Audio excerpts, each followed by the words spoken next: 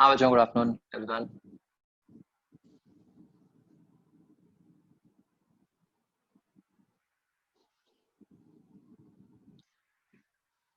और फिर धीरज सर दे रहे हैं पार्टी की नहीं?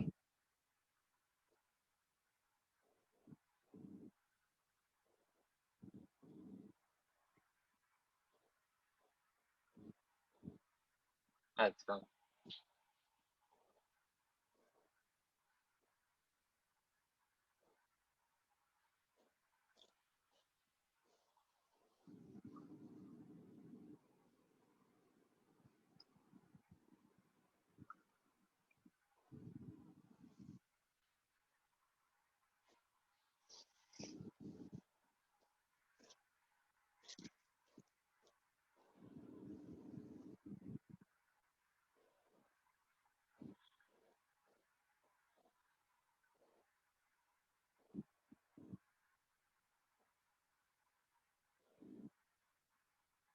हाँ बच्चों, चलो। आ, फिर हम करते हैं स्टार्ट जो हमने सोचा था। क्या करना है, पहले तो इसकी डिस्कशन कर रहे हैं। XI01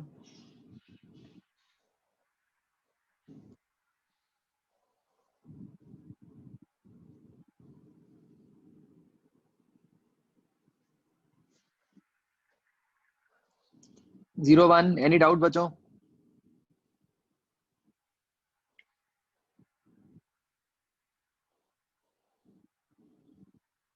great.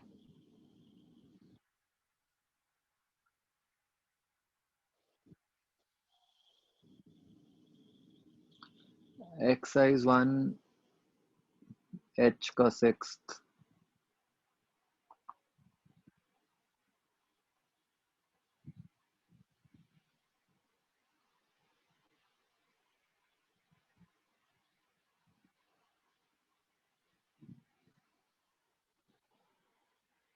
अच्छा, सिक्स्थ में वो एंगुलर मोमेंटम कंजर्वेशन भी है वैसे।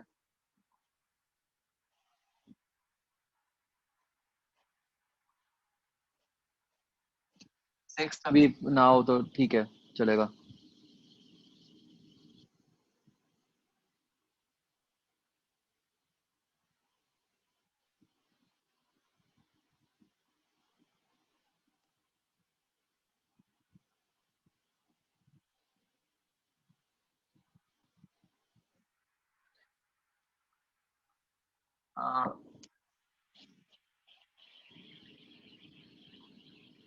जी का 12th।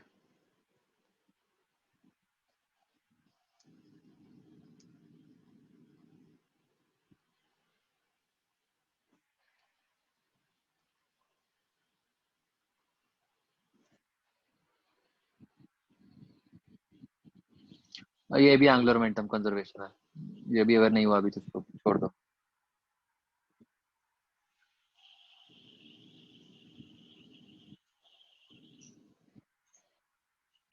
आंसर डिफरेंट आ रहा था।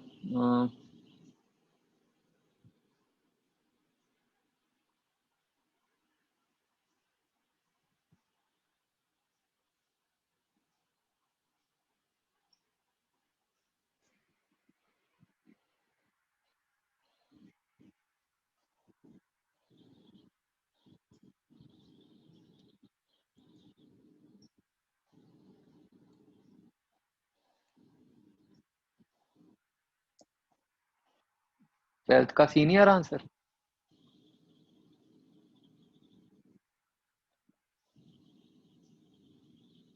कुछ और दिया हुआ है?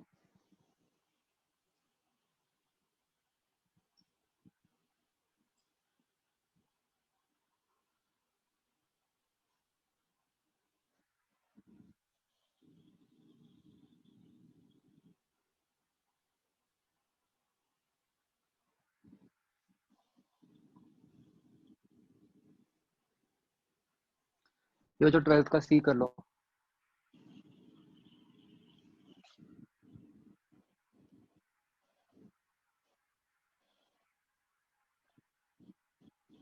अच्छा, एनीवेज ठीक है, मतलब अगर नहीं करना तो बस आंसर नोट कर लो।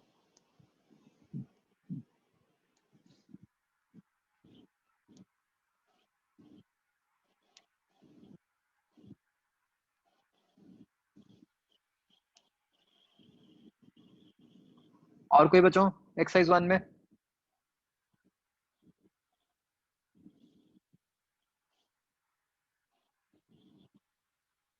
एक्सरसाइज 1 एच का 7th आंसर ठीक है बच्चों?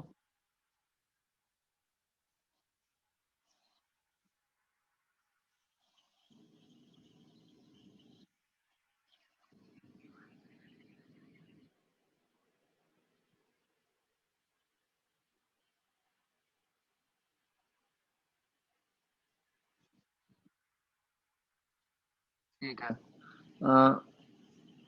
आई is moment of inertia, L is angular momentum.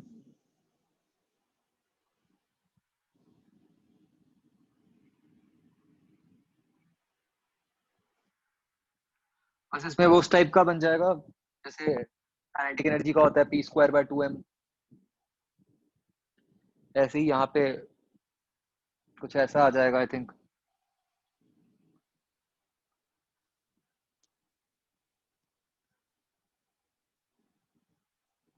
E is L²/2I।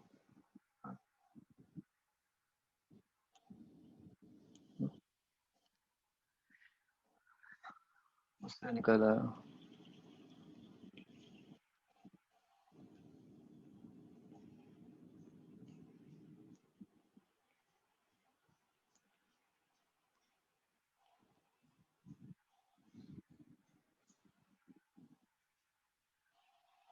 सी में क्या है? B and D are wrong.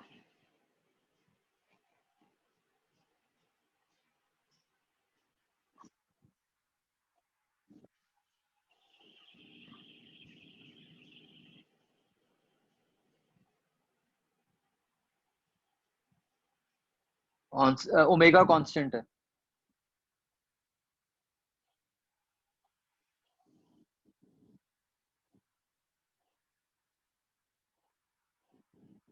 तो E is not proportional to omega ना, E is proportional inversely, sorry मतलब E is inversely proportional to I है ना, directly proportional थोड़ी है।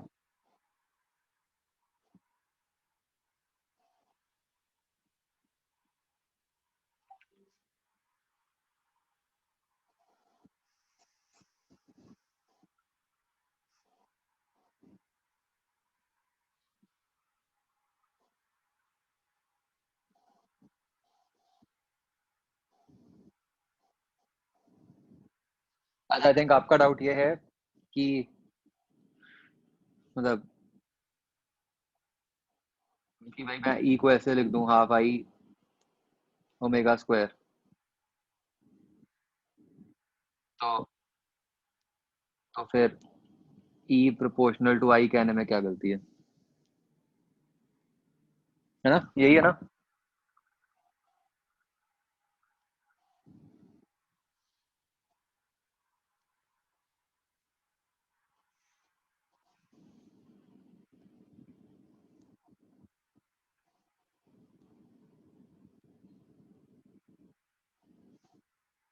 मतलब ये सेंस नहीं बन रही। क्वेश्चन में थोड़ा और प्रॉपरली दिया होना चाहिए था कि वो किसको कांस्टेंट मान के क्या प्रोपोर्शनैलिटी करवाना चाह रहे हैं।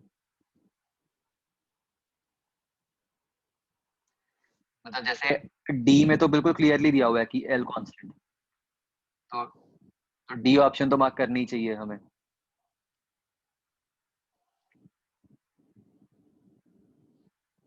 है ना? थोड़ा सा क्वेश्चन प्रॉपर नहीं है।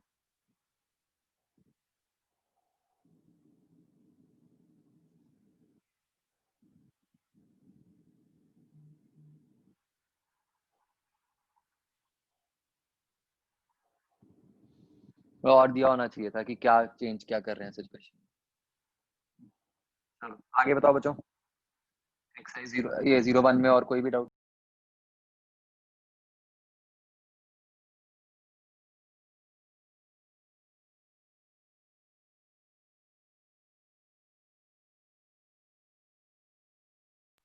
हाँ, हुप इज रिंग।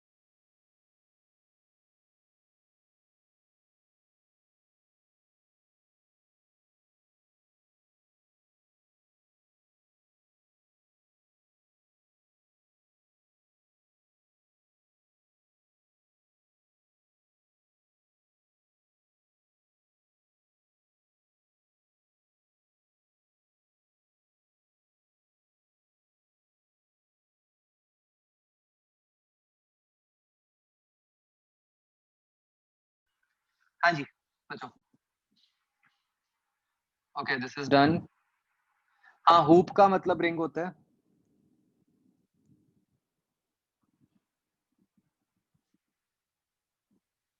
चैप्टर हमारा ऑलमोस्ट होने वाला है। मतलब एक आधा कांसेप्ट है अभी।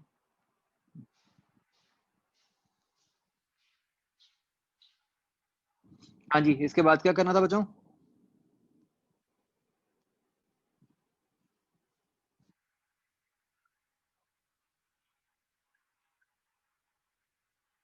देखो कोई क्वेश्चंस की डिस्कशन थी ना अपनी पहले?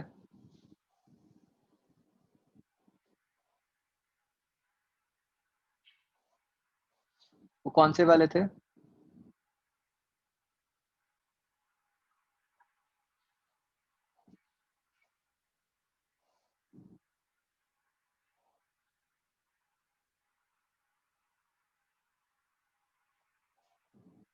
वर्क एनर्जी वाला।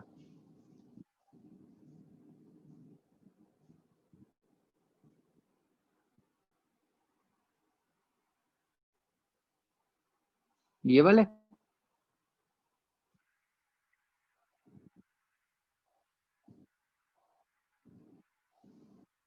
अच्छा, इसके किसी ऑप्शन में कुछ वो मिसप्रिंट्स आए एक आंसर में।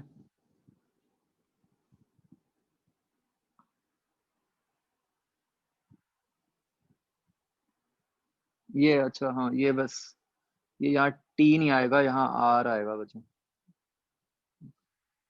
ये चेंज कर।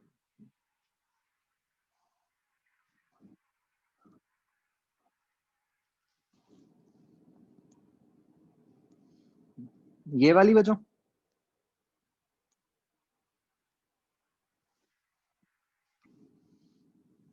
ठीक है।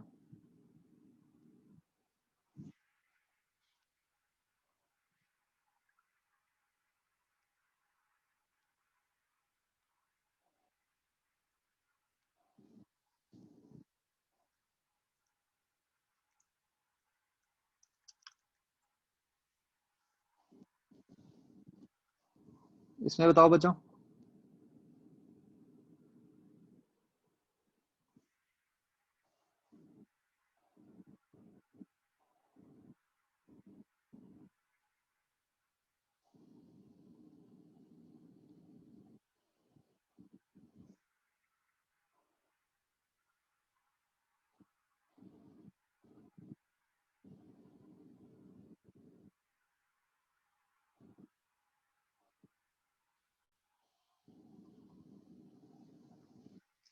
एक तो मुझे किसी एक और क्वेश्चन में आप में से किसी का मैसेज आया था कि शायद मैंने आंसर कुछ उल्टा लिख दिया, मतलब स्मॉल एम कैपिटल एम को कुछ मतलब रिप्लेस कर दिया। कुछ था ऐसा किसी क्वेश्चन में बच्चों?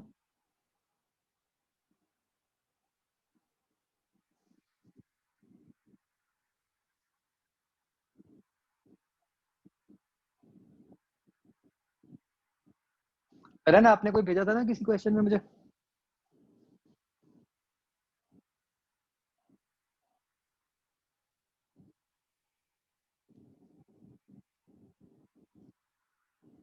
किस क्वेश्चन में? सिक्स्थ के आंसर में? सिक्स्थ ए।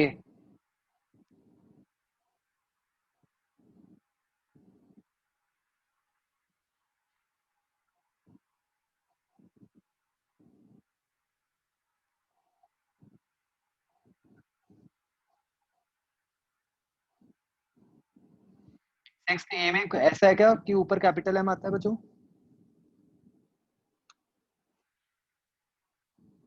Late me check.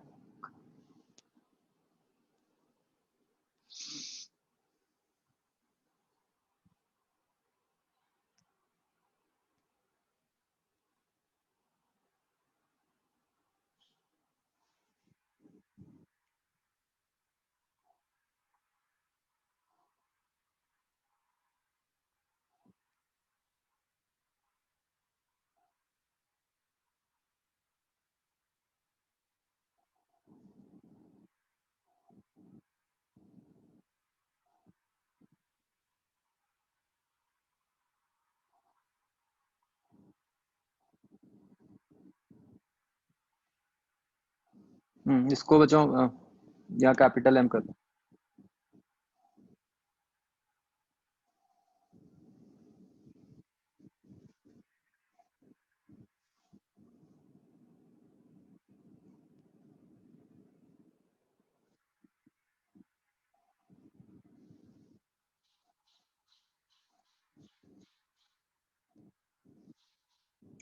हाँ जी। और बताओ बच्चों।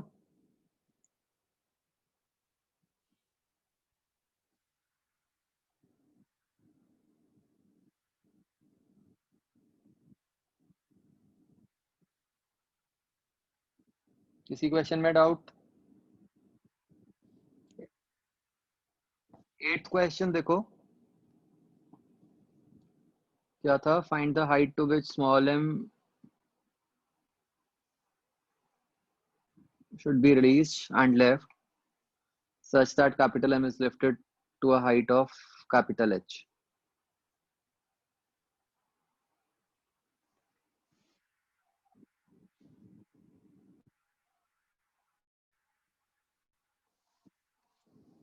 तो इसमें क्या होगा कि अगर आपने इसको हाइट h से रिलीज किया, तो जब ये जो इसी पोजीशन पे पहुंचेगा, तो इसकी वेलोसिटी √2gh होएगी, स्मॉल m की, है ना? अब जब हम दोनों बॉडीज पे इम्पल्स मोमेंटम लगाएंगे, उससे हमारे पास ये निकल आएगा कि जब झटका लगेगा तो क्या वेलोसिटी हो जाएगी।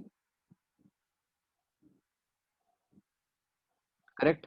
तो वो इस एक्सप्रेशन से निकलेगी, m into √2gh is equal to capital M plus small m into v, where v is the velocity just after the jerk.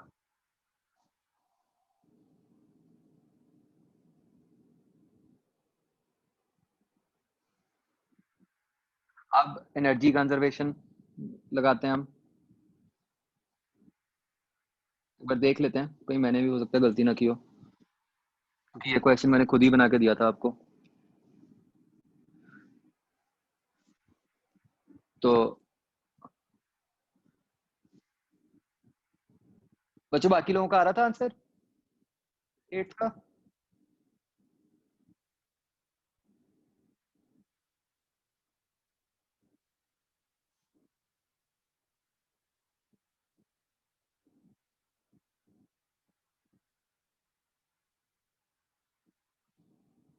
ठीक है, तो आंसर तो ठीक है इट सीम्स।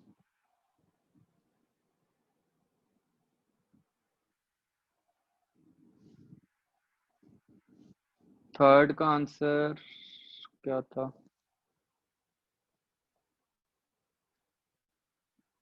अच्छा, ये वो हमारा क्लास में डिस्कस हुआ था, मैंने इसलिए लिखा नहीं था शायद। क्या था? Find you such that,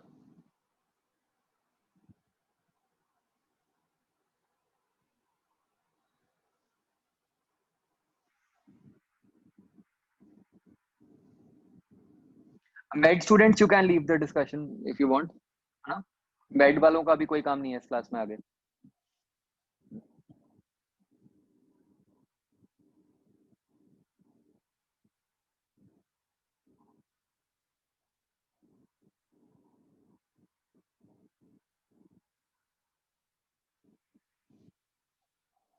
third का क्या आंसर आता है बच्चों?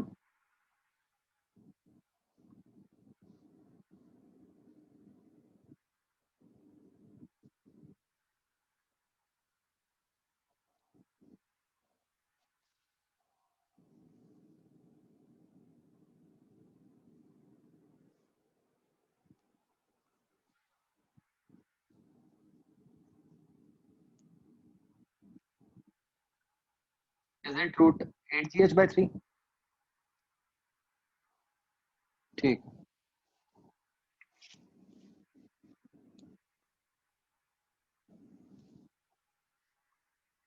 क्या हमारी 9th क्वेश्चन से रिलेटेड कोई डिस्कशन हुई थी?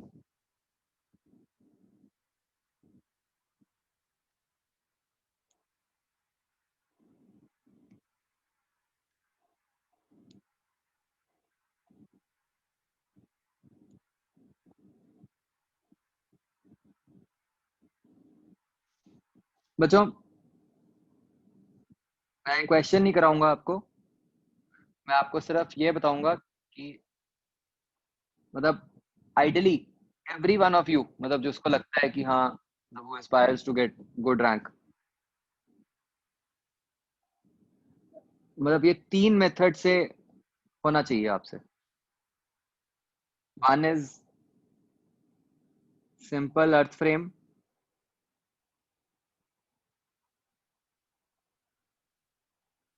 Other is CM frame, third is किसी एक बॉडी का फ्रेम, M1 का फ्रेम कह लो।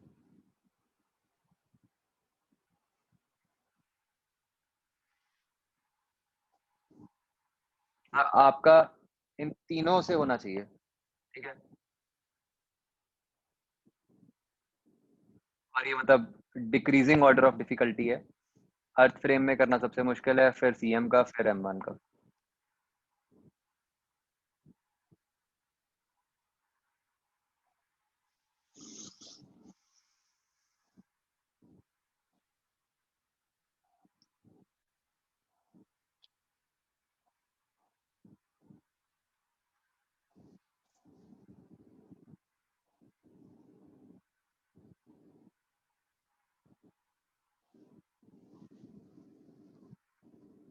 यस, वो तो है ही कि मैक्सिमम एक्सटेंशन कब आएगी, जब रिलेटिव वेलोसिटी जीरो होएगी।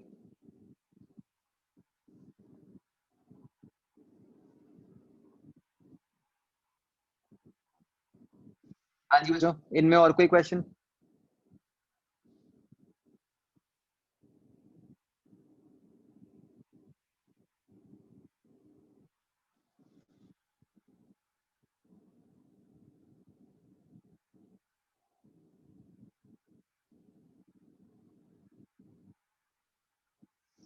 फिफ्थ क्वेश्चन में आपको क्या समझना है? मैक्सिमम स्पीड कब अटेन होएगी कैपिटल एम की?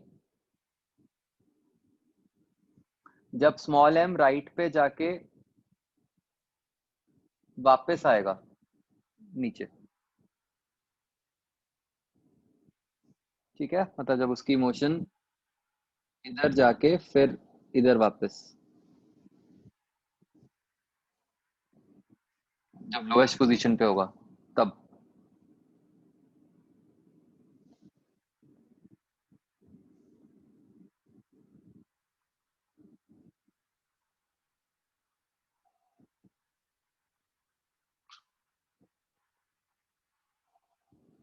तो अब ये बच्चों आपका काम है कि ये ट्राई करो और फिर बाद में मुझे पूछना, मतलब मैं आपको बताऊंगा फिर तीनों फ्रेम्स में करके।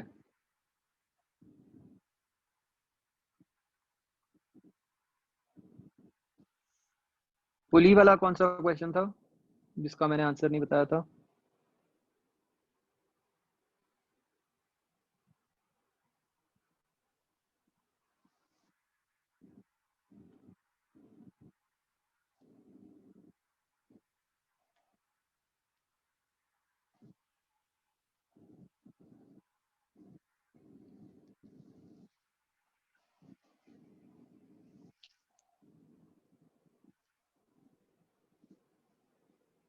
कोई चैप्टर वगैरह कुछ याद कराओ।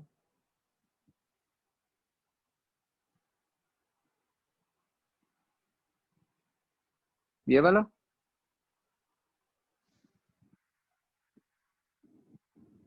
इसका तो बताया था, H/231।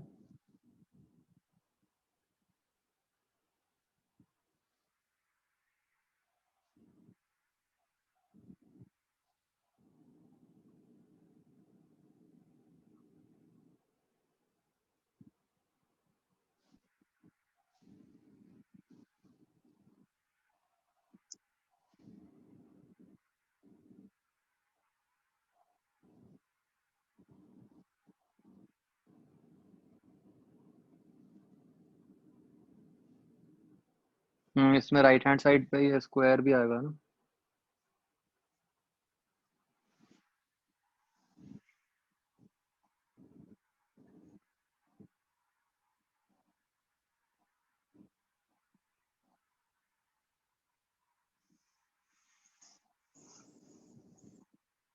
Okay, this is done now.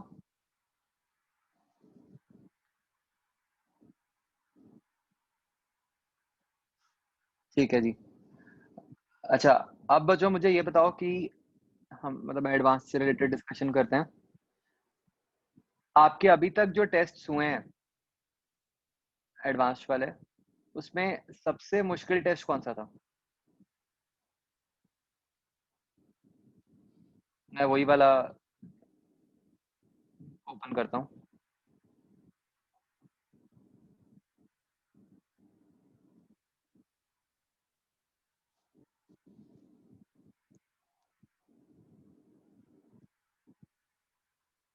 Check कर लो।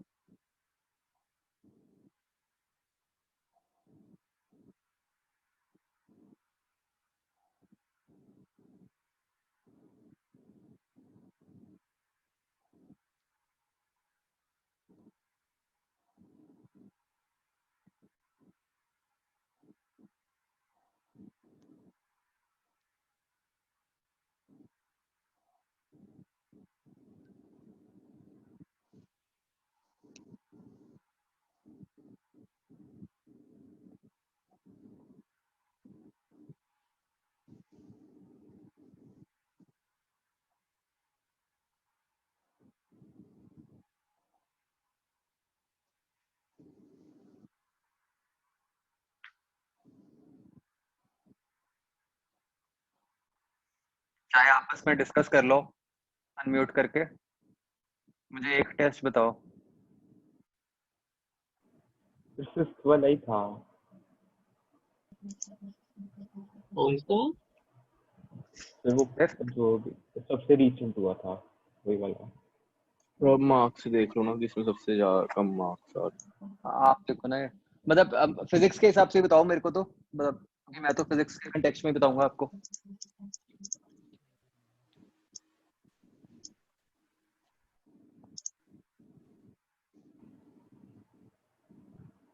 तो क्या वो लास्ट था, बताओ बच्चों।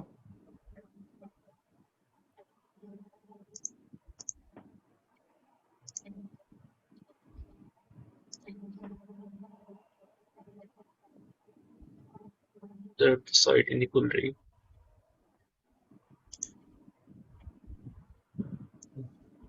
साइट नहीं खुल रही। Yes sir. तो ज्यादा देखने लगते रहे।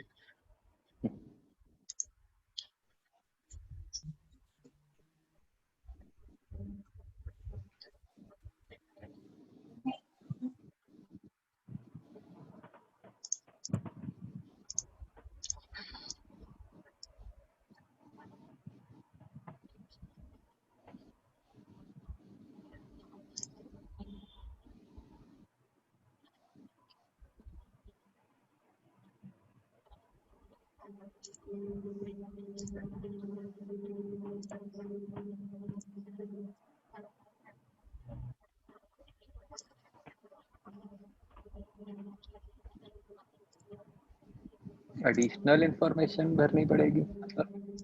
फिर सिक्स ही है। वो ही है सर, सितंबर वाला। मैं एक ये शेयर कर रहा हूँ, देखो डॉक्यूमेंट।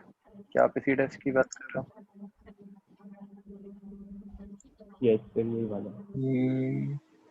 यही कह सकते हो फिर वैसे तो इसमें।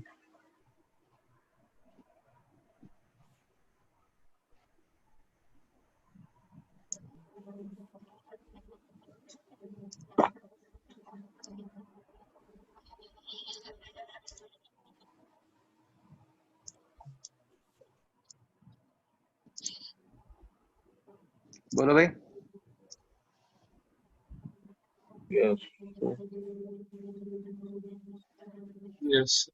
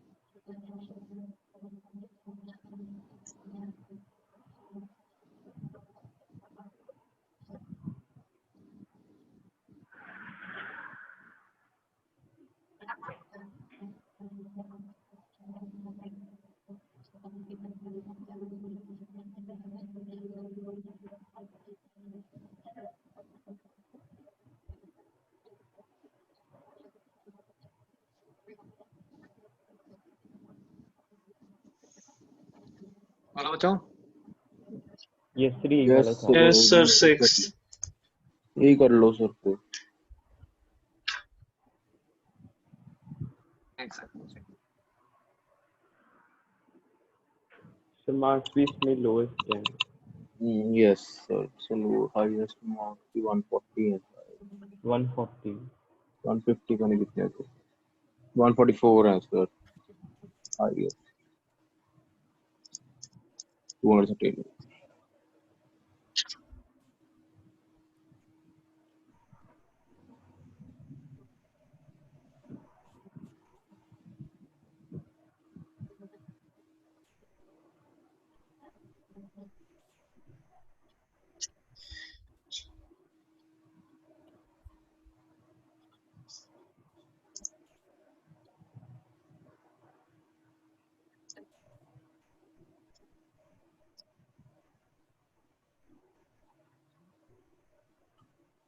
चलो देखते हैं हम इस टेस्ट को।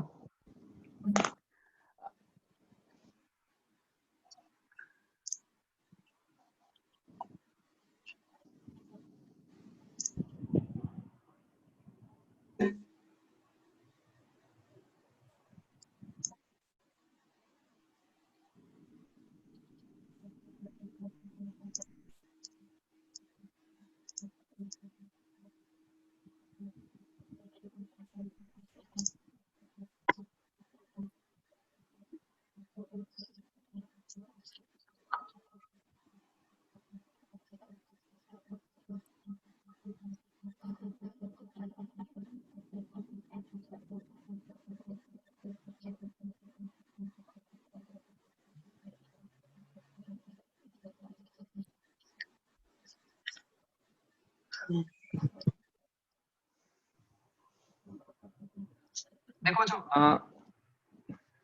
इस टेस्ट को अभी बिना देखे आपने जैसे अब 2-3 टेस्ट दे दिए। सबसे पहले हम ये आइडेंटिफाई करें, आपको क्या लगता है मेंस और एडवांस में क्या फर्क है?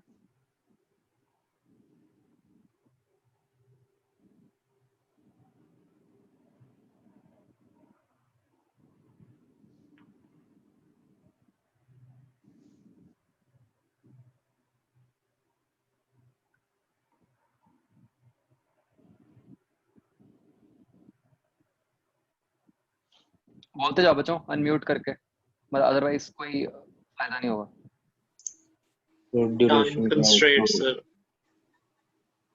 ड्यूरेशन किस तरह? ड्यूरेशन तो 3 आ तो रही है। 6 घंटे का होता है, उसमें 6 घंटे प्लस नहीं टाइम जो अभी आपके तो 3 घंटे के ही हुए ना। मतलब इसमें फिर टाइम बचता नहीं, जैसे मेंस में तो ही बच रहा है। मतलब 3 घंटे में इसमें पूरे क्वेश्चन हो भी नहीं पाते। हाँ, एक तो जनरल हम कह सकते हैं कि टफनेस वाइज तो होगा ही होगा, है ना। तो और अगर हम जो मतलब जो ब्रॉड डिफरेंसेस है ना, अगर हम आइडेंटिफाई करें, तो मैं अभी आप ना जो आपके मेंस हो रहे हैं और आप जो एडवांस टेस्ट दे रहे हो उसी के सेंस में सोचते हैं, ठीक है।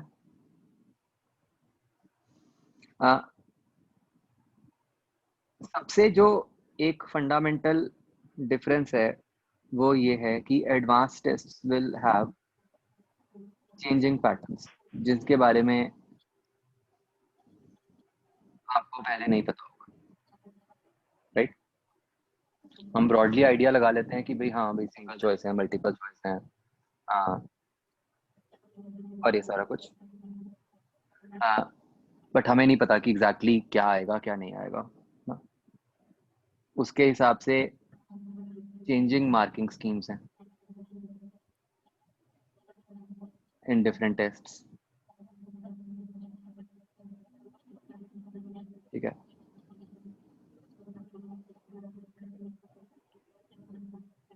आप बच्चों आप ये समझो, why do they give changing marking schemes? जो आपका एग्जाम बना रहा है उसका एम क्या है? उसका एम ये नहीं है कि वो सिर्फ आपकी नॉलेज चेक करे, ठीक है? मतलब ये तो बाई चांस एक बात ना, मतलब मुझे इतने सालों में आउट ऑफ एक्सपीरियंस तो चलो पता चली ही है, बट मतलब by chance I remember this from IIT itself. मतलब आईआईटी में मतलब जिस साल हम लोग गए थे तो वो एक कोई प्रोफेसर थे who used to be involved in these entrance exams। तो मतलब उन्होंने शेयर किया था हमारे साथ, वो कहते नॉलेज से ज्यादा हमें आपकी स्मार्टनेस चेक करनी होती है, ठीक है? This is the biggest difference between this IIT exam and all other exams. चाहे आप बोर्ड्स ले लो, चाहे आप मेंस ले लो, कुछ भी ले लो, they will check your smartness कि आप उस टाइम पे ऑन द स्पॉट कितना सोच सकते हो, कितना स्मार्टली सोच सकते हो, ठीक है? वो ना मतलब 4 साल आईआईटी में एक ही राग हर कोई गाता रहता है कि दैट इज प्रॉब्लम सॉल्विंग। कि आप एक किसी भी टाइप की प्रॉब्लम, ठीक है, this problem is not a question only, कि आपको जब एक प्रॉब्लम सामने दिखती है आप उसको किस किस तरीके से सॉल्व कर सकते हो, ठीक है? तो आईआईटी वाले यही चेक करना चाहते हैं, ठीक है? एंड वो उसके लिए क्या करते हैं, ऑब्वियसली जो भी उनके कंस्ट्रेंट्स हैं उसके हिसाब से they will keep on changing these patterns and marking schemes, ठीक है? ये इसीलिए किया जाता है कि भाई दो तरीके के बच्चे होते हैं।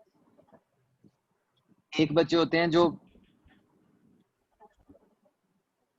बिल्कुल स्पून फेड तैयारी करते हैं, हर चीज बता दी सर कि भाई बता दो सर ये क्वेश्चन कैसे होगा, इसका फॉर्मूला क्या है, हाँ, और सारा कुछ, ठीक है?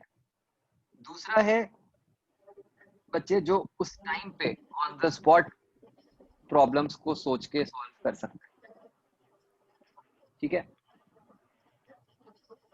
तो और ये मतलब बच्चों मैंने इतने सालों में देखा है कि मतलब फाइनली ना जो मतलब बच्चा एक्स्ट्रा स्मार्ट है, जो बहुत शार्प ब्रेन वाला है, वो इसमें मतलब आउटशाइन करता ही करता है एग्जाम में, ठीक है?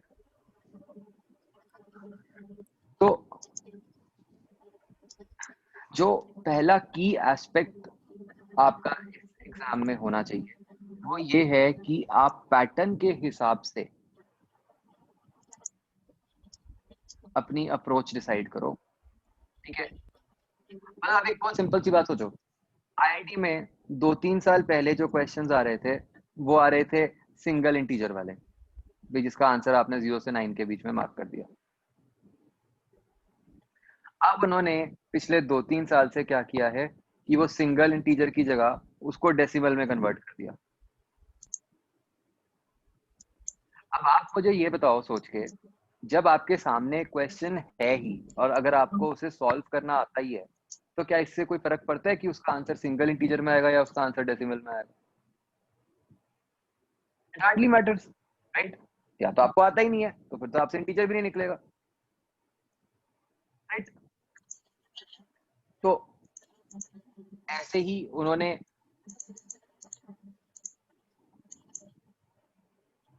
जो मल्टीपल है, ठीक है, मल्टीपल पे कभी उन्होंने पार्शियल मार्किंग कर दी, कभी हटा दी,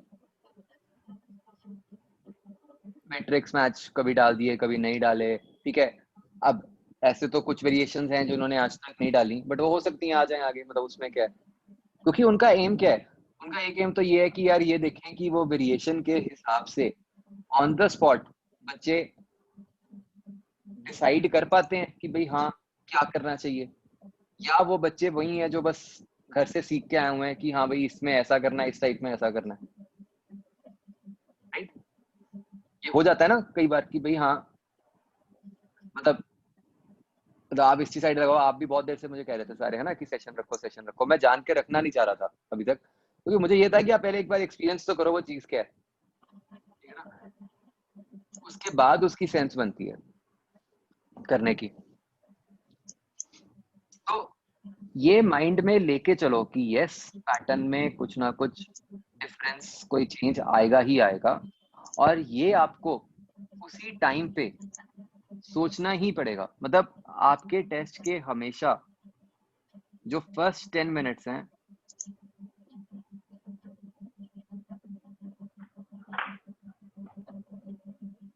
वो इस पे जाने चाहिए कि आप पूरे पेपर का पैटर्न आइडेंटिफाई करो, ठीक है। ऑब्वियसली अगर कोई ऐसा पार्ट है जहां नेगेटिव मार्किंग नहीं है, ठीक है, वो सारा अटेम्प्ट करना ही करना चाहिए, मतलब वहां पे आंसर तो मार्क करके आना ही चाहिए।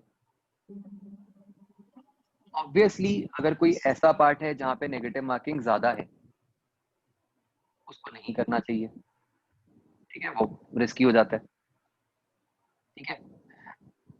एंड ये मतलब पहले देखना ही देखना है, मतलब आप ये नहीं कि आप, मतलब IIT is not a exam कि जहाँ पे आप मतलब सिंपली गए और बस आपने क्वेश्चन 1 से अटेम्प्ट करना शुरू कर दिया जी, कुछ नहीं देखा, बस अपने हिसाब से अटेम्प्ट करते गए और फिर बस बाद में रिजल्ट ही देखा। आईआईटी ये एग्जाम नहीं है, ठीक है ना।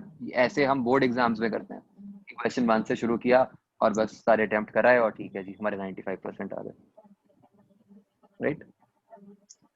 आईआईटी में आप सबसे पहले ये चेक करोगे कि पैटर्न क्या है, उसके हिसाब से सोचोगे कि भाई किस सेक्शन को अटेम्प्ट करना चाहिए, किसको अटेम्प्ट नहीं करना चाहिए, ठीक है। जैसे अगर मैं बात करूं आपसे कि जो इतने सालों में जो मैंने देखा है और जो मतलब आपने भी up to some extent observe किया होगा, हमें बच्चों जो मल्टीपल करेक्ट होते हैं,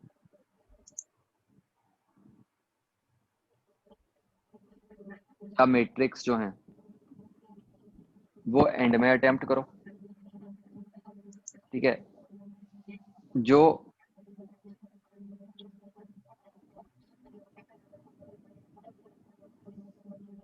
सिंगल चॉइस हैं या इंटीजर हैं, कॉम्प्रिहेंशन है, करो, ठीक है। मतलब लेवल ऑफ कॉम्प्लेक्सिटी नहीं होगा क्योंकि मतलब कंपेयर मल्टीपल कर,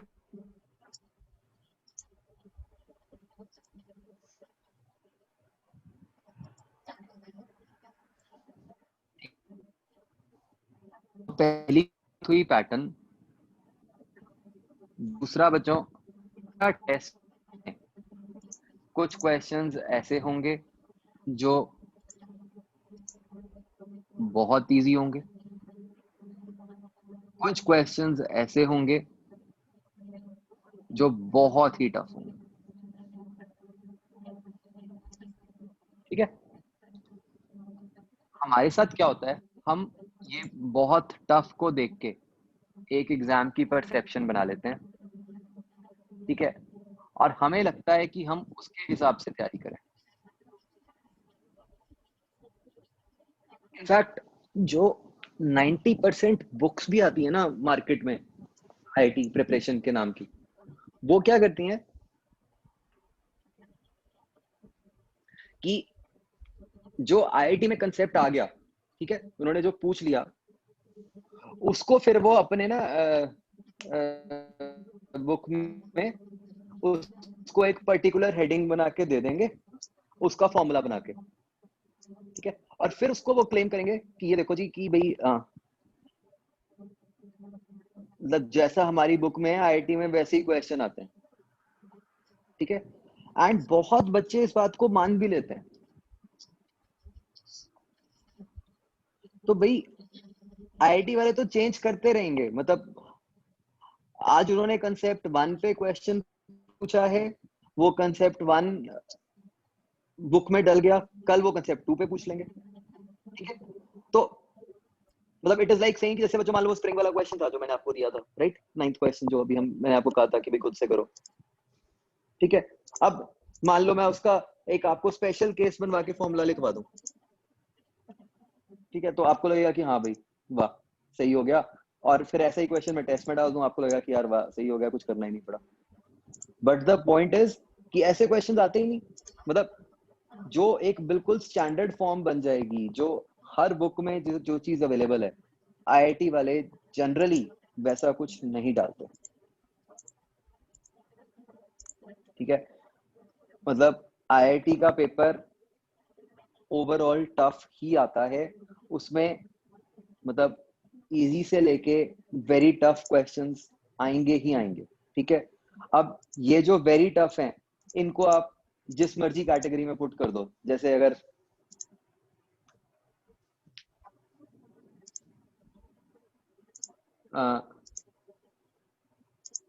आप मतलब अलग अलग कोई वीडियोस देखोगे या कुछ देखोगे ना, तो what people do is people कह देंगे कि हाँ जी ये जो सबसे टफ क्वेश्चंस थे ये कोई हेरोडोप से आया है, ऐसी एक बुक है पाथ फाइंडर बच्चों,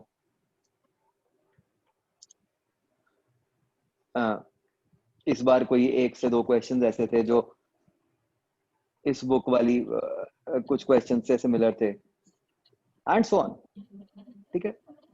तो वो तो होगा ही, मतलब अब इतनी बुक्स हैं, अब उन्होंने कुछ क्वेश्चंस डालने हैं, तो वो कुछ क्वेश्चंस की सिमिलैरिटी किसी ना किसी टाइप ऑफ क्वेश्चन से तो होएगी। बट क्या उसका मतलब ये है कि अब आप ये पूरी हेरोडोप और पूरी पाथफाइंडर कर लोगे? आप कर ही नहीं पाओगे, इट इज वेरी टफ, ठीक है। तो अब यहाँ पे ये बहुत जरूरी हो जाता है कि मतलब ये मान के चलो कि पेपर में इजी से वेरी टफ क्वेश्चंस आएंगे ही आएंगे, जो क्वेश्चंस इजी भी होंगे वो भी अपीयर तो टफ ही होंगे आपको, ठीक है। इजी क्वेश्चन ऐसा नहीं आएगा कि भाई मास दिया हुआ है, वेलोसिटी दी हुई है और आपसे मोमेंटम पूछा जाएगा, राइट। वो इस फॉर्म में आएगा कि आपको एक बार तो देख के ऐसा लगेगा कि यार पता नहीं क्या पूछ लिया, ठीक है। मतलब आईआईटी में फिजिक्स के टेस्ट के कुछ 100% कैरेक्टरिस्टिक्स हैं,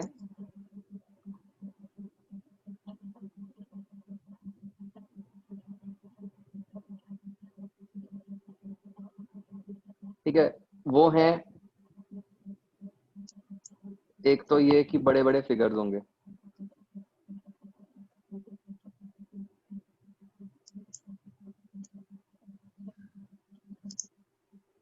no the language as such is not tough, मतलब ऐसा नहीं है कि आपको मतलब इंग्लिश बहुत अच्छी करने की जरूरत है, नहीं, मतलब the language is simplified, situation will appear to be tough, ठीक है। बड़े फिगर्स होंगे, they will make extensive use of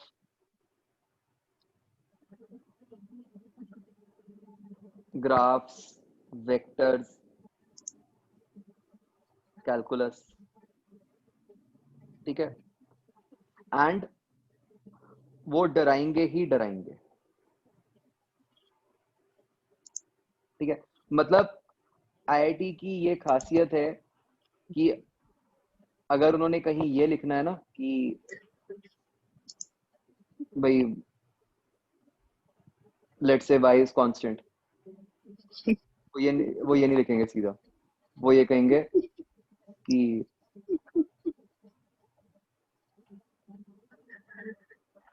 dy by dx is equal to 0, या y is something which is parallel to x axis and so on,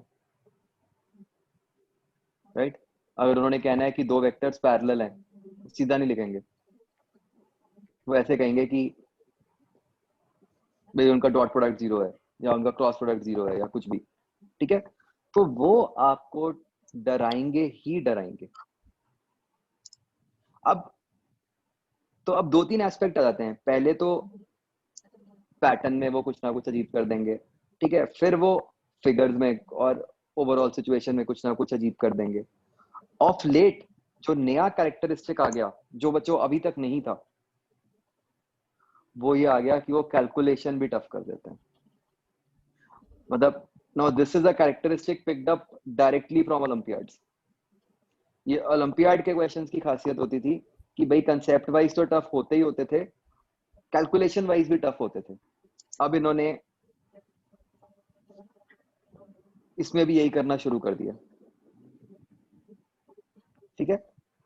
नहीं, calculation tough है सच, इसका मतलब ये नहीं कि मतलब क्यूब रूट पूछ लिया या कोई पाई से मल्टीप्लाई करा दिया, उससे ज्यादा कि सिंप्लीफाई करने में टाइम लगे, कि मतलब डिफरेंशिएशन करनी है, वो अजीब सी डिफरेंशिएशन है कि जिसमें आपके स्टेप्स लगेंगे ही लगेंगे, उस टाइप से।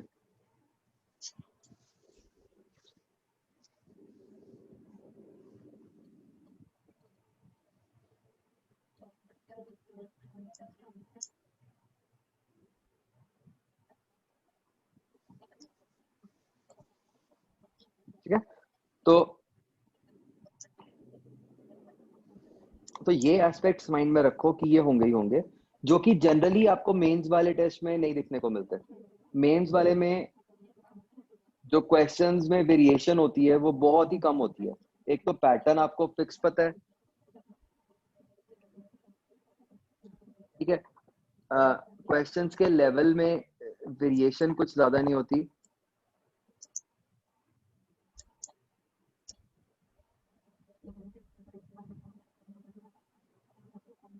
ठीक है, ये एडवांस में आपको देखने को मिलेगी। तो अब बच्चों हमें क्या करना है, ठीक है, मतलब how do we score good in such an exam. अब बहुत ध्यान से समझना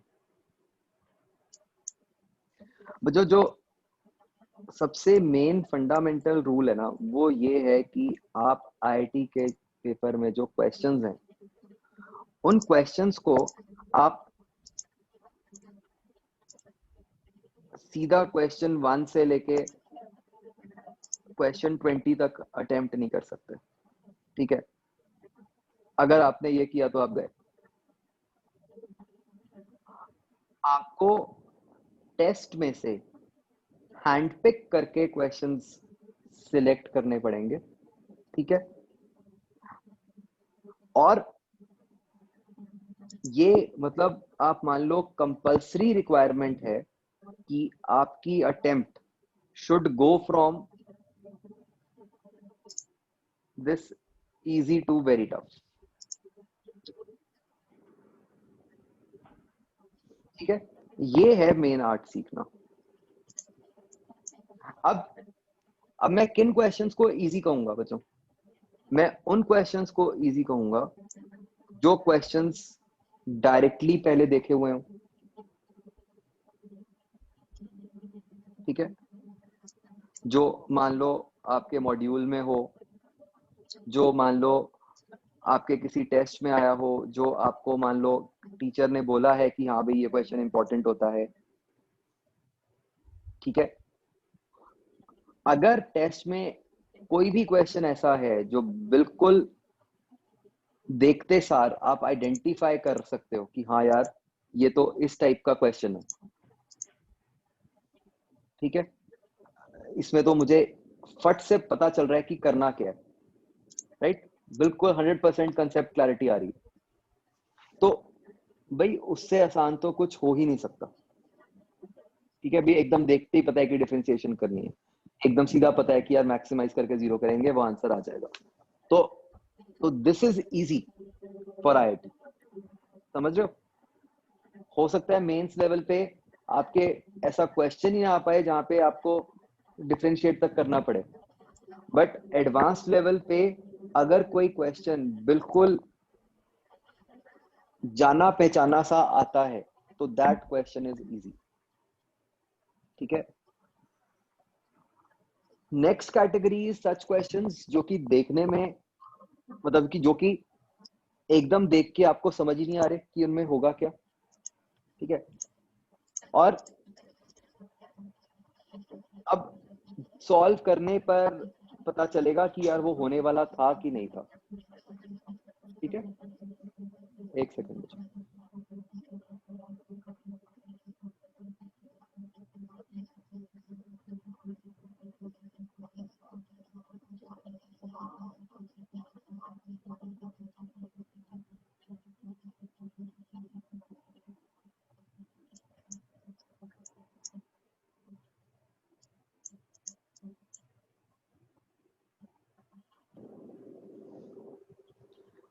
हाँ जी, तो अभी ना आपको ये वाला पार्ट मुश्किल लगेगा। आपको मतलब ऐसा लगेगा कि पता नहीं चलता सर कि कौन से क्वेश्चन टफ है। तो ऑब्वियसली ये चीज आपको विद टाइम आएगी। ठीक है, ये स्किल बनता जाएगा विद टाइम। हमारा मेंटल लेवल भी डेवलप होता जाएगा कि हमारे को चीजें बहुत सिंपल लगनी शुरू हो जाएंगी, ऑब्वियस लगनी शुरू हो जाएंगी। आप एक बात बताओ, ऐसा कैसे हो गया?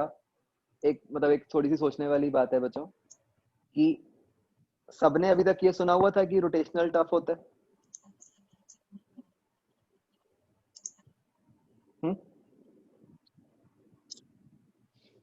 तो अब ये कैसे हो गया कि चलो अभी चैप्टर हमारा कंप्लीट नहीं हुआ, थोड़ा सा पार्ट बचा हुआ है, बट ये कैसे हो गया कि रोटेशनल के मॉड्यूल में तो सबसे कम डाउट्स आ रहे हैं?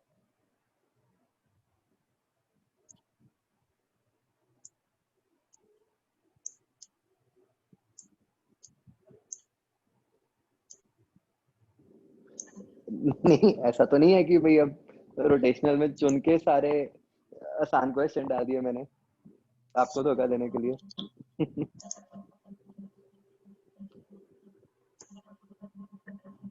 ठीक है, तो अब वो दो चीजें हैं इसमें। ठीक है, एक तो ये है कि वो धीरे धीरे मैच्योरिटी आ जाती है। ठीक है, जो चीजें हमारे को शुरू में अप्लाई करनी बड़ी मुश्किल लगती थी, चाहे वो कैलकुलस है, चाहे वेक्टर्स है, चाहे रिलेटिव वेलोसिटी है, ठीक है, वो चीजें अब विद टाइम ऑब्वियस लगनी शुरू हो जाती हैं। राइट? ठीक है, और दूसरी चीज बच्चों थोड़ी सी ये है कि मतलब आपने देखा होगा कि जो मतलब मेरा जो थोड़ा सा पढ़ाने का तरीका है ना, मैं मतलब आपको मतलब आई डो नॉट बिलीव कि मैं 100% आपको स्पून फीड कर दूं। ठीक है, मतलब मेरी ये कोशिश होती है कि मैं आपको थोड़ा सा मतलब आप चाहे चाहो चाहे ना चाहो कि मैं आपसे जबरदस्ती सोचवाता हूँ। मतलब आपको क्वेश्चंस दे दिए, मैं जान के वो जो टफ वाले क्वेश्चंस हैं वो जल्दी जल्दी डिस्कशन पे नहीं आता उनकी। आप देखो आज भी हमने वो मतलब जैसे थे क्वेश्चंस, उसमें भी मान लो स्प्रिंग वाला था या कुछ था, मैंने आपको स्टिल आप पे डाल दिया कि भाई हाँ आप वो करो। ठीक है, तो और ये ऐसे ही चलेगा, मतलब इसमें आई विल नॉट चेंज। मतलब जहां कोई चीज मुझे लगता है कि सीधा बताने वाली है, मैं आपको सीधा बता दूंगा। जहां पे मुझे लगेगा कि वो चीज आपसे ही सोचवानी है, मैं तो वो मतलब सोचवाऊंगा ही सोचवाऊंगा आपसे। ठीक है, अब आप नहीं करो घर जाके, वो तो चलो I can't help it, but otherwise तो मेरी कोशिश यही है कि वो आप वो चीजों को ढूंढ पाओ, कर पाओ। ठीक है, जैसे मैंने आपको कितनी जगह आपने देखा होगा कि मैं आपको जनरली बोल देता हूँ कि हाँ तो इसमें ऐसा होएगा तो करके दिखाओ कि क्या बनेगा, कैसे बनेगा। तो उन सब चीजों से ऐसा जरूर होता है कि कहीं ना कहीं हमारा दिमाग खुलना शुरू हो जाता है बच्चों। फिजिक्स तो मतलब जो सब्जेक्ट है ना वो टोटली इस पे बेस्ड है कि आप मतलब आप कह लो आईक्यू पे कह लो, दिमाग पे कह लो, उस पे है। तो जितना आपका वो विद टाइम डेवलप हो जाता है, उतना आपको आगे वाले चैप्टर्स बहुत ही इजी लगने शुरू हो जाएंगे। ठीक है, बिकॉज जो टूल्स थे, टूल्स तो अब आपके पास सारे आ गए। ठीक है ना, अगर आप ध्यान से सोचो, जो आपकी 10th वाली फिजिक्स और 11th वाली फिजिक्स है उसमें मेजर डिफरेंस क्या है? हमारे पास एक्स्ट्रा टूल्स आ गए टू सॉल्व प्रॉब्लम्स। हमारे पास कैलकुलस और वेक्टर्स आ गए। राइट? अंडरलाइन कंसेप्ट तो वही है पुराने वाले। अब हमें उनकी एप्लीकेशन करनी समझ आ गई। ठीक है, और मैं बच्चों जो आपसे सोचवाने की कोशिश करता हूँ, ठीक है, the reason I force you to think is exactly this, ये जब आप नई सिचुएशंस को एनकाउंटर करो, ठीक है, उस टाइम पे मतलब आप सोच पाओ, मतलब उस टाइम पे आपको एकदम ऐसा ना लगे कि भाई हाँ ये तो कुछ बिल्कुल डिफरेंट आ गया, अब इसको मैं कैसे सॉल्व करूं। अब यहाँ पे आप एक बात देखो, जो आपके 0-1 एक्सरसाइजेज हैं उनमें ये नई सिचुएशंस कोई बहुत ज्यादा नहीं होती, उनमें तो मोर और लेस सारा कुछ स्टैंडर्ड फॉर्मूला बेस्ड होता है, राइट। वो नई सिचुएशंस आपको या तो एक्सरसाइज 3 में मिलेंगी या बूस्टर में मिलेंगी या जो मैं आपको क्लास में बोलता हूँ वहां मिलेंगी, ठीक है, इसलिए वो बहुत इंपॉर्टेंट हो जाती है करनी।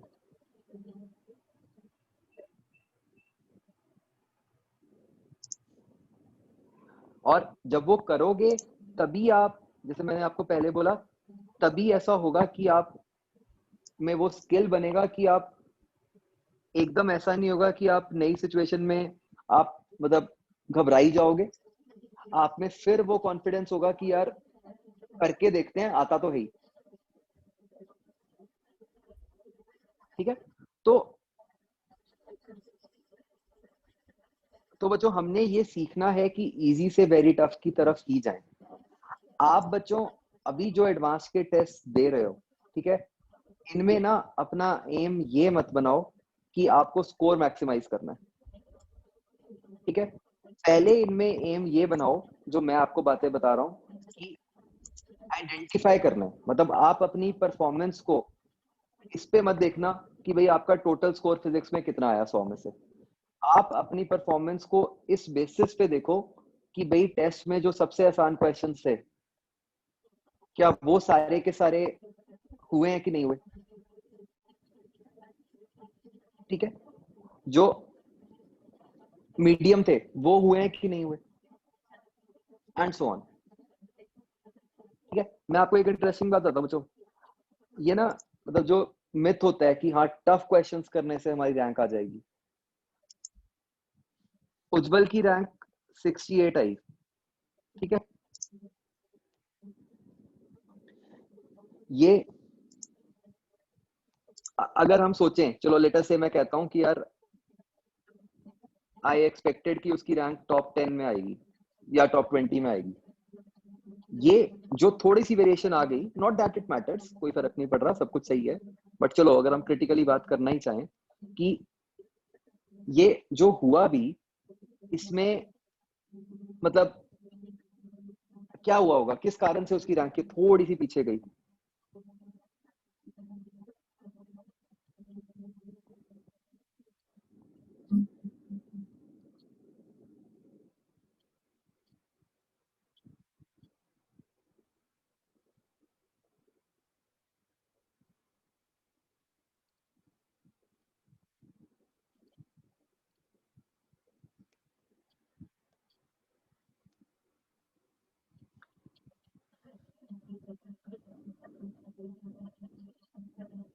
तो बच्चों उसका जो पेपर 1 हुआ उज्जवल का, ठीक है, मैं एक सेकंड बता रहा हूँ आपको उसके कितने मार्क्स थे।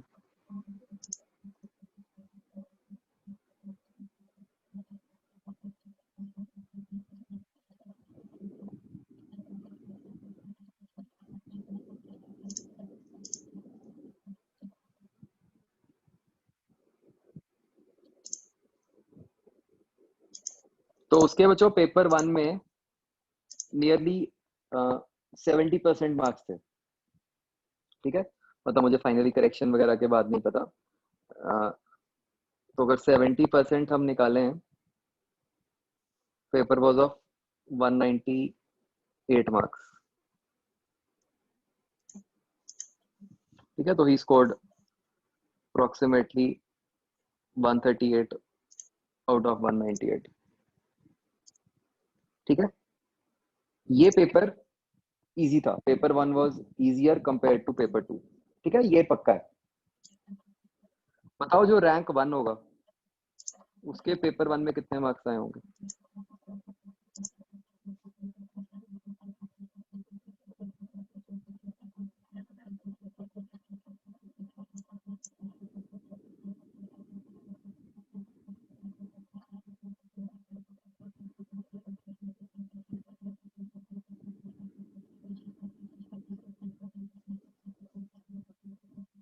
Rank 1 scored this marks.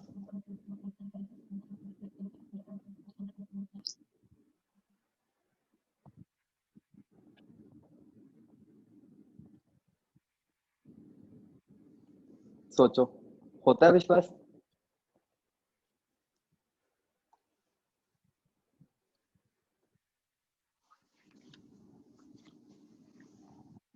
Right?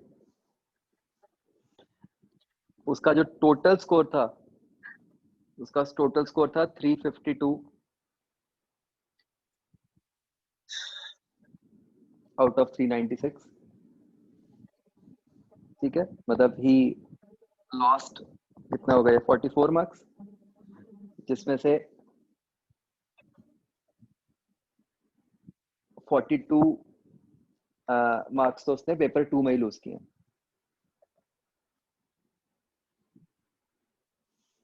ठीक है, तो अगर हम कंपेयर करें मतलब जैसे जो उज्जवल के जो मुझे आइडिया है, जो पेपर 2 में मार्क्स थे, ही स्कोर्ड उसका टोटल 288 था, तो ये उसका 150 हो गया 198 में से. करेक्ट. और इसका कितना हो गया रैंक 1 का?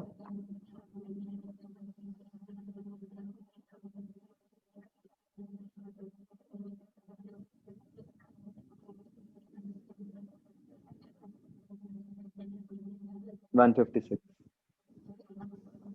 जो बात समझ आ रही है जो मैं कहना चाह रहा हूँ?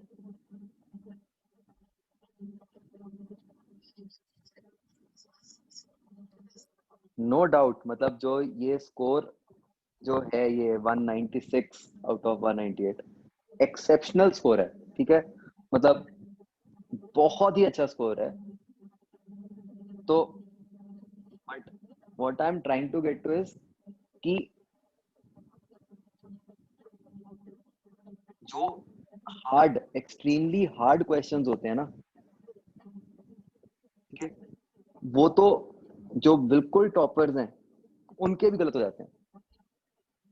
लेकिन मार तब पड़ती है जब आपने जो थोड़े से आसान क्वेश्चन थे, अगर वो आपके कहीं गलत हो गए या आप उस टाइम पे ना कर पाए, तब आप गए. मैंने बच्चों ये ना बिल्कुल सेम एनालिसिस जैसे आपसे 2-3 साल पहले बच्चों को करके बताया था. जैसे तब तो हमारे पास ही थे 2 स्टूडेंट्स,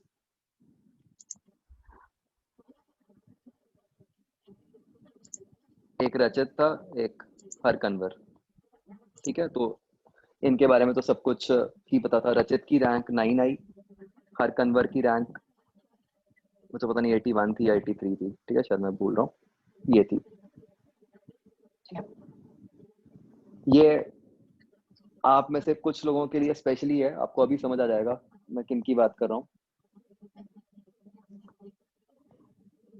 रचित का एक्सट्रीम इंटरेस्ट था फिजिक्स में. इतना इंटरेस्ट कि उसने 10th क्लास में दिया था फिजिक्स ओलंपियाड, और उसके अंदर 10th क्लास के अंदर फिजिक्स ओलंपियाड में, मैं उसकी बात कर रहा हूँ जो अपना स्टैंडर्ड होता है NSEP, वो 4 या 5 मार्क्स से रह गया था. ठीक है, उसके बाद 11th क्लास में उसकी स्टेज 1 भी क्लियर हुई थी और फिर स्टेज 2 भी क्लियर हुई थी. मतलब वो 11th क्लास के अंदर फिजिक्स के अंदर टॉप 30 में था इंडिया में. ठीक है,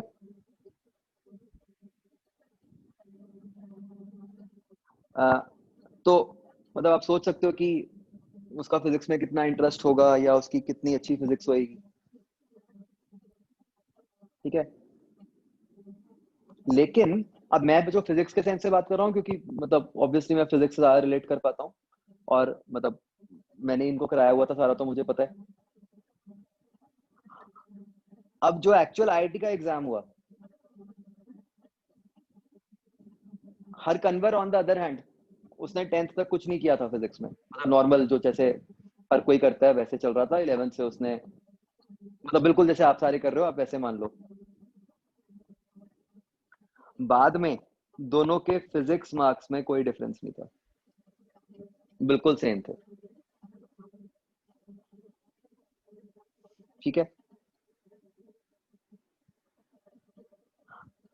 अब ऐसा हुआ क्यों? अगेन बच्चों, जो अगर मैं ऐसे क्वेश्चंस की बात करूं जो कोई बहुत ही टफ क्वेश्चंस थे, ठीक है, जो बच्चों एक्सट्रीमली टफ क्वेश्चंस होते हैं ना, उनके सिर्फ दो ही फेट होते हैं।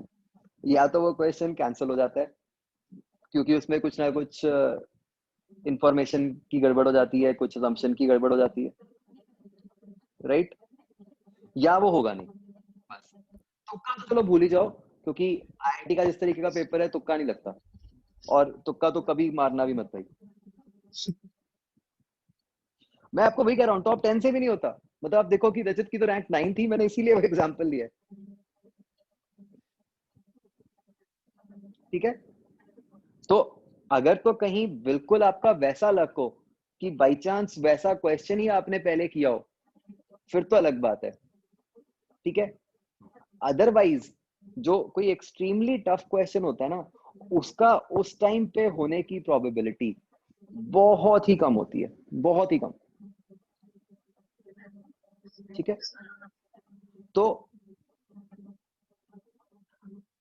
आपने अभी उनके पीछे नहीं भागना। ठीक है, वो लेटर ऑन आता है। आप पहले जो वो इजी, जो नेक्स्ट लेवल है इजी टू मीडियम वाला, उसको पूरा सॉल्व करना सीखो।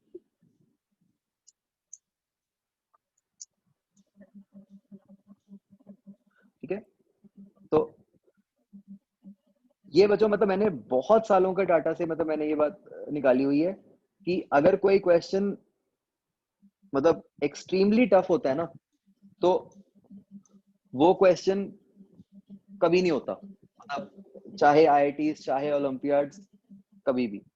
ठीक है, मतलब वेरी वेरी रेयर। मतलब उसके लिए प्रेजेंटली मतलब अपना जो एम होना चाहिए ना, वो ये होना चाहिए कि हाँ हम जनरल अपने ना मतलब माइंड को खोलें। वो ज्यादा एम होना चाहिए कि हम हर टाइप की सिचुएशन को इन जनरल एनालाइज कर पाए, राइट। ये जरूरी नहीं है कि मतलब अभी तो आपको क्या सीखना है ना, इन शॉर्ट अगर मैं बोलूं कि जो सबसे टफ क्वेश्चन है आपको उसे छोड़ना आना चाहिए। ठीक है, मतलब अगर आप पेपर देख के ये आइडेंटिफाई कर लो कि भाई हाँ ये तो बहुत टफ क्वेश्चन है, इसको छोड़ देते हैं, नथिंग लाइक इट, मतलब आपने जंग जीत ली। ठीक है, प्रॉब्लम ये आती है कि वो जो मिक्सचर होता है ना इजी टफ क्वेश्चंस का, जब हम उसको बिना किसी स्ट्रैटेजी के अप्रोच कर लेते हैं, तो वो मतलब पहला नहीं तो दूसरा, दूसरा नहीं तो तीसरा क्वेश्चन तो ऐसा हो ही जाएगा टफ क्वेश्चन जिसको आप इनकाउंटर कर लोगे। अब वो एक आधा भी टफ क्वेश्चन जब आप इनकाउंटर कर लेते हो, तो आपका माइंडसेट हिलना शुरू हो जाता है। ठीक है, और फिर जैसे ही वो माइंडसेट हिलना शुरू होता है, हम फिर मतलब हमारे से गलतियां होनी शुरू हो जाती हैं और हमारी सारी परफॉर्मेंस खराब हो जाती है। तो it is really really important कि आप आइडेंटिफाई करो आसान क्वेश्चन, और फिर मतलब मान लो आपने किया है, सब कुछ किया है, तो भी ऐसा तो है नहीं कि वो 100% जैसा आपने सोचा है वैसा ही हो जाएगा। अगर आपको 3 मिनट से ज्यादा किसी क्वेश्चन पे लगे और आप उस क्वेश्चन की कोई सेंस नहीं बना पाए 3 मिनट में, लीव इट,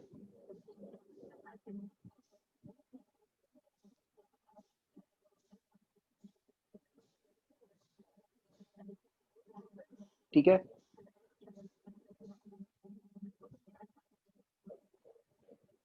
टाइम बचाना बहुत इंपॉर्टेंट है। आप एक क्वेश्चन पे टाइम लगा के बैठ जाओ, ठीक है, वो क्वेश्चन जिसमें आप 3 मिनट लगा चुके हो, तो अभी पता नहीं वो क्वेश्चन होगा कि नहीं होगा, ठीक है, और उसके आगे आपने बाकी सारे क्वेश्चंस के लिए अपना टाइम थोड़ा श्रिंक कर दिया, उस चक्कर में आपने उन क्वेश्चंस की अपनी परफॉर्मेंस खराब करोगे। अब यहाँ पे ये इंपॉर्टेंट हो जाता है कि आप अपना रफ वर्क जो है वो थोड़ा सा नीट करो। मान लो आप एक क्वेश्चन पे 3 से 4 मिनट लगा चुके हो, अभी नहीं निकला है, ठीक है, लीव इट, वहां पे कोई स्टार वगैरह मार्क कर दो, जिससे आपको ये माइंड में आ जाए कि हाँ चल दोबारा इसको अप्रोच करना है, ठीक है, और फिर पहले आगे वाला पेपर अटेम्प्ट कर लो, मतलब आगे कोई क्वेश्चन ऐसा ना हो जो आपसे छूट जाए, ठीक है। अब जैसे मैं आपको एग्जांपल देता हूँ बच्चों, इस बार जैसे जो आईआईटी में ना पेपर 2 में एक क्वेश्चन आया था, कोई कंसेप्ट था, मतलब 12th का था कंसेप्ट, तो जी what Ujjwal did in that question, उसका कहना था कि सर मैंने पहले उसको एक मेथड से किया, उससे वहां आंसर मैच नहीं किया, फिर मुझे ख्याल आया एक बार आपने क्लास में एक सो एंड सो बड़ा टफ सा क्वेश्चन कराया था, मेरे को लगा कि यार उसके जैसा है ये, ठीक है, एंड तो उसने कहा कि मैंने उसके हिसाब से किया, आंसर फिर भी नहीं आया सर, तो मैं फिर आगे बढ़ गया, ठीक है, करते कराते उसने उस क्वेश्चन में 5 से 6 मिनट खराब किए, और फाइनली क्या हुआ, वो क्वेश्चन बोनस हो गया। आप इंपॉर्टेंट समझ रहे हो, इसने अपने 6 मिनट उस क्वेश्चन पे बर्बाद किए, वर्सेस कोई ऐसा बच्चा,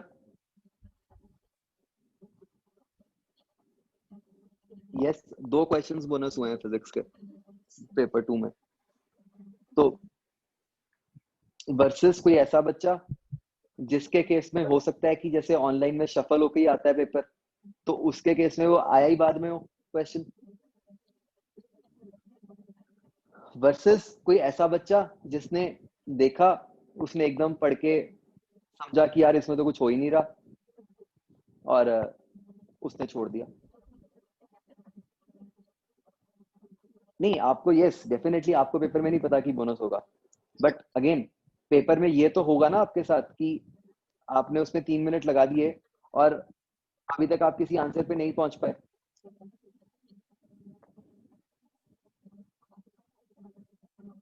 राइट, तो बस वो आपके लिए एक हिंट है कि अगर ऐसा हो गया तो इसका मतलब भाई तो है गड़बड़, ठीक है, तो मतलब राइट ना उस क्वेश्चन पे टाइम नहीं लगाना, उसके बाद जो होगा देखेंगे, बट प्रेजेंटली उस क्वेश्चन पे और टाइम नहीं लगाना, आपको आगे बढ़ना है, ठीक है बच्चों। ये ना हमारे अंदर एक फियर होता है, हमें ऐसा लगता है कि यार पता नहीं ये क्वेश्चन तो करें, आगे वाला पता नहीं क्या होगा, भी वो हमसे होगा कि नहीं होगा,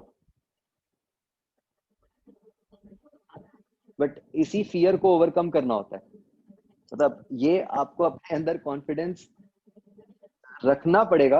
एंड बच्चों ये बहुत टफ है, मतलब ये जो मैं आपको कह रहा हूँ ना, this is not easy at all, कि क्वेश्चन को बीच में छोड़ के आगे बढ़ पाना नहीं होता, एंड अगर कहीं गलती से आपका वो सब्जेक्ट फेवरेट है फिर तो बिल्कुल ही नहीं होता, ये सीखना है, मतलब जब आप कहते हो कि हाँ आप आईआईटी में अच्छी रैंक लेना चाहते हो, तो आपको ये सीखना ही पड़ेगा। अगेन मैंने इसीलिए बात शुरू ही वहां से की थी, वो आपकी नॉलेज चेक नहीं कर रहे हैं, वो तो आपकी स्मार्टनेस ही देख रहे हैं, ठीक है,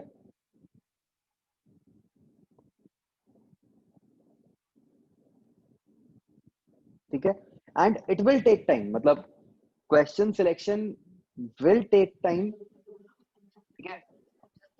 उसके अंदर भी वेरिएशंस होंगी। हो सकता है आपको किसी टेस्ट में ऐसा लगेगा कि यार 10 क्वेश्चन इजी हैं, हो सकता है कोई दूसरे टेस्ट में आपको ऐसा लगेगा कि यार 4 क्वेश्चन ही इजी हैं। ठीक है, तो वो तो आपको विद टाइम ही आएगा। बट मैं आपको ये कहना चाह रहा हूँ कि ये चीज थोड़ी सी सीखनी ही पड़ेगी। मतलब इसमें आप डोंट हरी। मैंने ना इसके लिए इनफैक्ट एक चीज सोची है बच्चों। ये ना मैं एक थोड़ा सा नया एक्सपेरिमेंट करके देख रहा हूँ। पहले तो ऐसा होता था कि मतलब मैं ना बिल्कुल आइडिया नहीं देता था एडवांस के टेस्ट का। मतलब आपने देखा ही है, मैं आपको कभी नहीं बताया कि वो टेस्ट कैसा होएगा, इजी होगा, टफ होगा, क्या होगा। और उसमें बहुत सारी वेरिएशंस आपने देखी हैं। What I am thinking is कि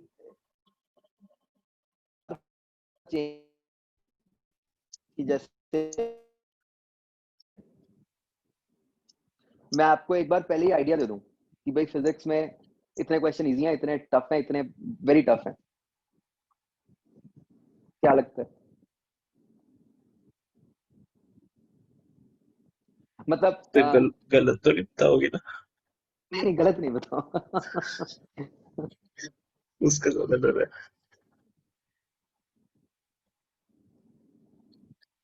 टेस्ट के बाद तो मैं बताऊंगा ही। मतलब मतलब मेरा पर्पस ये है कि I want to give you that confidence कि छोड़ने लायक हो आप छोड़। मान लो मैंने आपको कुछ नहीं बताया तो आप कुछ क्वेश्चंस पे टाइम लगाओगे पक्का। अगर मैं आपको पहले बता दूंगा तो हो सकता है कि आप उस टाइम पे सोच लोगे कि हाँ यार सर ने तो बोला हुआ था कि टफ है तो इसको छोड़ देते हैं। मैं आपको ये नहीं बताऊंगा कि कौन सा क्वेश्चन टफ है, राइट? तो ये तो एक एवरेज ही मैं बता सकता हूँ। मतलब ऑब्वियसली थोड़ा बहुत तो उसमें वेरिएशन होती है, जो किसी एक के लिए टफ है वो। बट मतलब मेरा एम तो उनपे है। जैसे अगर मैं जो सुपर टफ बताऊंगा तो वो तो सबके लिए टफ होंगे ना। मतलब वो तो किसी के लिए भी वो नहीं अटेम्प्ट करने। तो मैं आपको ये थोड़ी बताऊंगा कि कौन से क्वेश्चन हैं। मैं तो आपको सिर्फ इतना आइडिया, मतलब वो भी एक सोचने वाली बात है कि वो करना है कि नहीं। कि भाई मैं आपको बता दूं कि यार 3 क्वेश्चंस तो छोड़ने वाले हैं फिजिक्स के टेस्ट में। तो मतलब ये मतलब अभी मैं भी क्लियर नहीं हूँ इस बात थॉट को लेके कि ये करना चाहिए कि नहीं करना चाहिए। इसीलिए अभी तक मतलब मैंने किया भी नहीं था। But at the same time मैं ये नहीं चाहता बच्चों बिल्कुल कि आप ना मतलब बिल्कुल ब्लैंक होके पेपर अटेम्प्ट करने चले जाओ। मतलब ये चीजें मतलब जो मैंने आपको बताई हैं, आपको ये बहुत मुश्किल हैं कुछ चीजें इनमें से करनी। ठीक है, बट अगर आप ये कर लेते हो ना, मतलब आप की परफॉर्मेंस जो है आईआईटी के टेस्ट में वो एक नेक्स्ट लेवल पे पहुंच जाएगी। तो आप जिस पे भी हो प्रेजेंटली आप उससे आगे।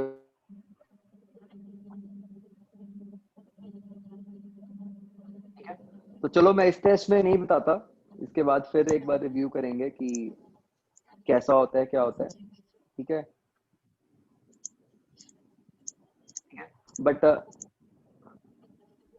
मैंने आपको एक्चुअली टेस्ट इसलिए खोला था, मैंने पहले आपको ये सोचा था कि मैं आपको अटेम्प्ट ही करके दिखाता हूँ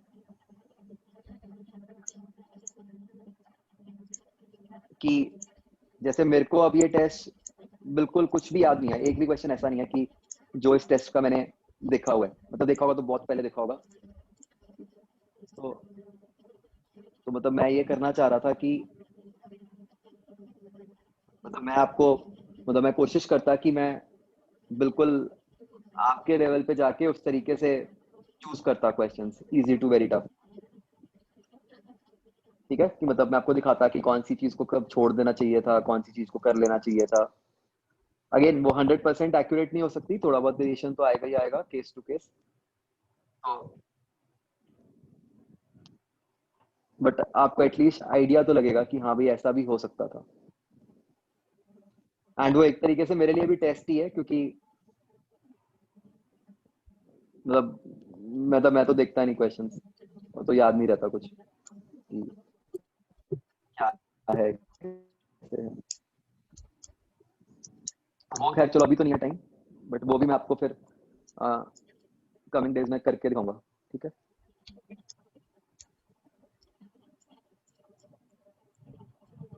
मतलब बेसिकली क्या होता है कि जब मैं अटेम्प्ट करूंगा तो क्या फर्क पड़ता है बच्चों, मतलब एक तरीके से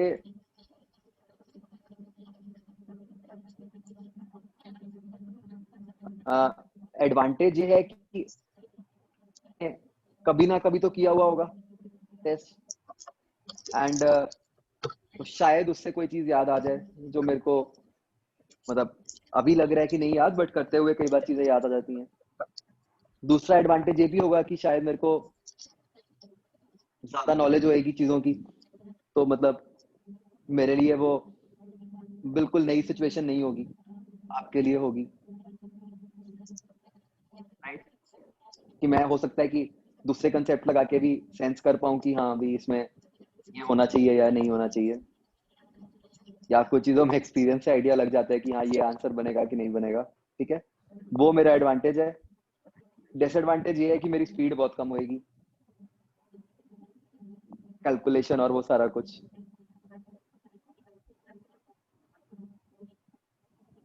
तो मतलब अगेन इसीलिए मैं कह रहा हूँ कि मतलब मेन बात सीखने वाली होएगी वो तो यही होगी कि सिलेक्शन ऑफ क्वेश्चंस, राइट। वो ये अगर हमें आइडिया लग जाता है तो इट इज प्रीटी गुड।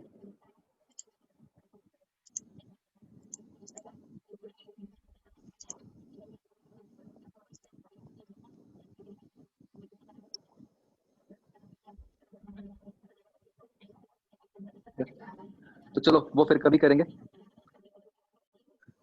अभी तो करना जितना कर पाओ अप टू मैक्सिमम एक्सटेंट की, select questions carefully, and you should be very harsh on yourself. अगर आपको टेस्ट के बाद ऐसा पता चलता है कि भाई हाँ ये क्वेश्चंस ये थे जो सर ने बताए हुए थे इम्पोर्टेंट हैं या जो पहले किए हुए थे, और फिर भी आपके नहीं हुए, मतलब अगर वो आपको क्वेश्चंस बाद मिलते हैं तो यू शुड मतलब रियली रियली पनिश, तभी सीखोगे,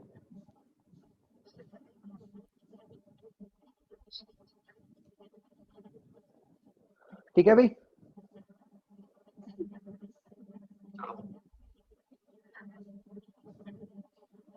ओके बच्चों।